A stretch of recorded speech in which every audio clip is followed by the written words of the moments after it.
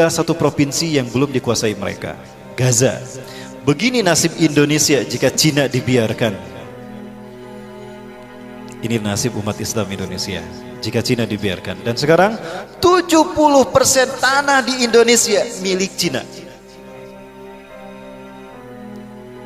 Cuma 30% tanah di Indonesia milik orang Indonesia sendiri, pribumi. Saya ingat kepada hadis Rasulullah SAW, la taqumu sa'atu hatta tuqatila qauman. Kiamat tidak akan terjadi sehingga kalian berperang dengan satu bangsa. Ni'aluhum sya'ar, sendal-sendal mereka terbuat dari bulu.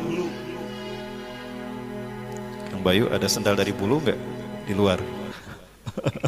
Enggak ada, alhamdulillah. Bukan itu maksudnya Pak Muslihat ya. Maksudnya adalah kepada bangsa ini. Wala taqumu sa'atu, dan tidak akan terjadi kiamat harta tuqatilu qauman sigarul ayun, mata mereka sipit. Juluduhum ahmar, kulit mereka merah. Zungfal unuf, beda irungna. Wa wujuhum kambanjanil mutraqah, wajah mereka bulat seperti tameng yang terpotong. Kira-kira bangsa mana?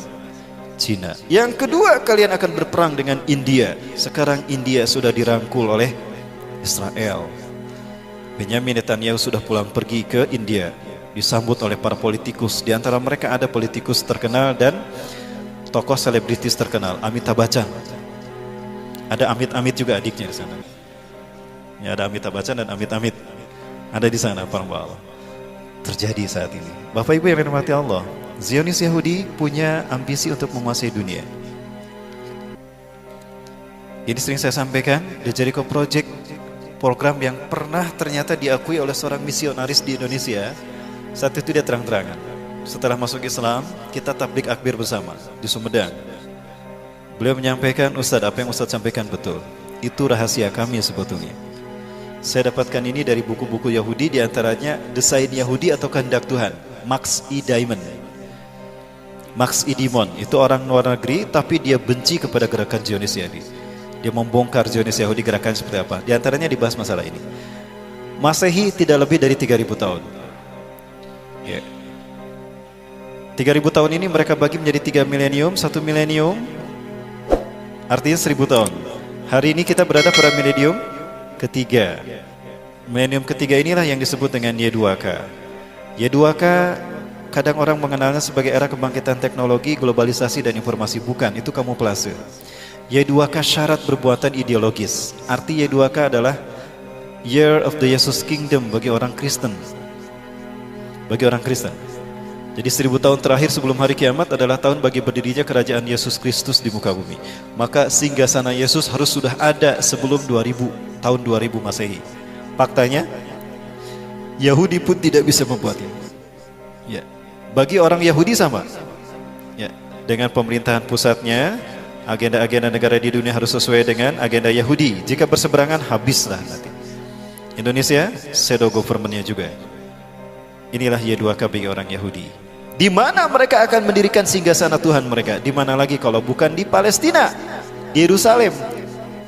Kenapa harus Palestina? Karena Palestina adalah pusat jantung dunia. Jantung dunia itu Palestina. Karena Palestina menghubungkan 3 benua, Afrika, Eropa dan Asia. Siapa yang menguasai Palestina? Dia menguasai dunia. Dan tidak ada artinya Palestina without Yerusalem, tanpa Yerusalem. Dan tidak ada artinya Yerusalem tanpa sinagog Yahudi. Di mana sinagog Yahudi ingin mereka bangun? Di atas Masjidil Aqsa, kiblat kita yang pertama. Ingat Bapak sekalian, ini kiblat kita yang pertama. Rasulullah sebelum menghadap ke Mekah, ketika masih berada di Madinah, setelah Isra Mi'raj, Rasulullah SAW menghadap ke sini 16-17 bulan. Setelah turun surat Al-Baqarah 144 menghadap ke Masjidil Haram. Ya, masjid ini menjadi masjid pertama digunakan sholat asar menghadap ke Ka'bah. Tadinya kemana we para sahabat kaum muslimin yang ada di Palestina sholatnya? Ayo nupa tonggong-tonggong, anu paharup-harup gitu ya. Ada tuh. Karena kiblatnya, kita mau sholat di situ kemana aja nggak apa-apa. Tapi setelah turunnya surat Al-Baqarah 144 semuanya menghadap ke Ka'bah. Apa yang terjadi? Manusia lihat, pernyataan Donald Trump ini artinya memberikan izin kepada Yahudi untuk menghancurkan masjid ini dan mereka ganti dengan sinagog Yahudi. ini nanti yang akan berdiri. Dan ini kesepakatan yang antara Yahudi dengan Amerika bahwa sinagog yang akan dibangun seperti ini. Mereka akan bersambung menyambut Tuhan mereka, Mesayah atau Al-Masih, para jemaah sekalian. Kalau ini terjadi dan kita masih hidup, malulah kita di hadapan Allah. Kita mayoritas tidak bisa melindungi kiblat kita yang pertama. Ya, lebih baik kita sudah syahid ketika ini terjadi. Namun apa yang terjadi, para jemaah sekalian? Insya Allah mimpi Yahudi ini tidak akan terjadi. Udah jam 10:30 ya. Udah habis waktunya. Kalau minta bonus 5 menit boleh? Kita belum bicara waktu Bapak Ibu. Baik. Inilah arti dari pernyataan Donald Trump. Hikmah yang bisa kita petik, makna yang dikandung dari tersirat pernyataan Donald Trump tadi.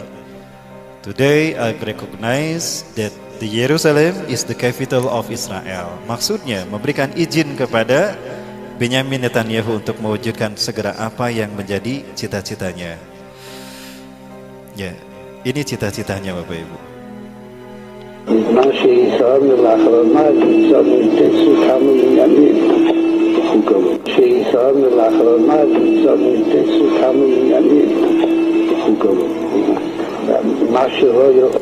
Sudah banyak kemajuan yang kamu lakukan Benyamin Netanyahu, maka kamu saya pilih lagi, kami pilih lagi jadi Perdana Menteri Israel. Padahal dulu sudah menjadi PM Israel dua periode.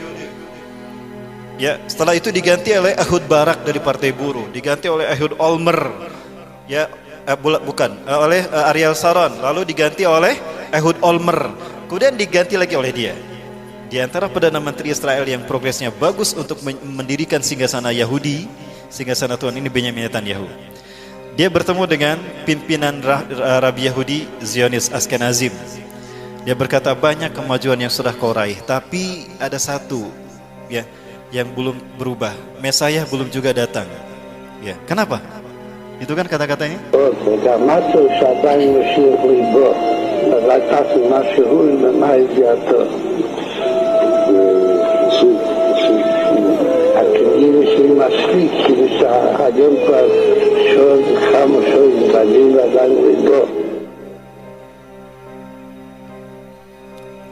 Bapak sekalian, Rasulullah SAW menyebutkan kalau umat Islam akan melalui 5 periode kenabian, Khilafah Alamin Nubuwah, Mulkan Adhan, Mulkan Jabariyah, Khilafah Alamin Nubuwah. Yang kelima.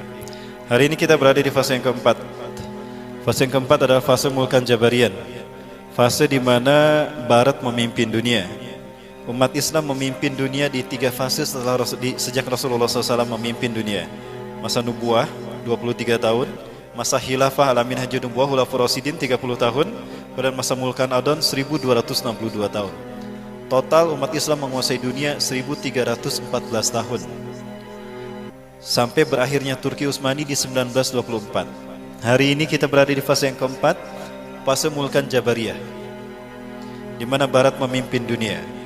Berapa lama fase ini akan berlangsung? Rasulullah sepertinya membatasi hanya 100 tahun. Kenapa? Karena setelah itu akan muncul fase Khilafah Alamin Nubuwah. Ya, fase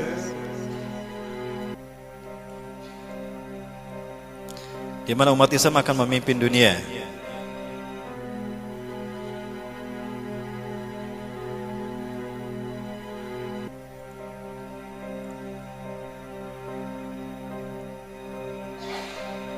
Ya, ini sudah sering saya perlihatkan Bapak sekalian.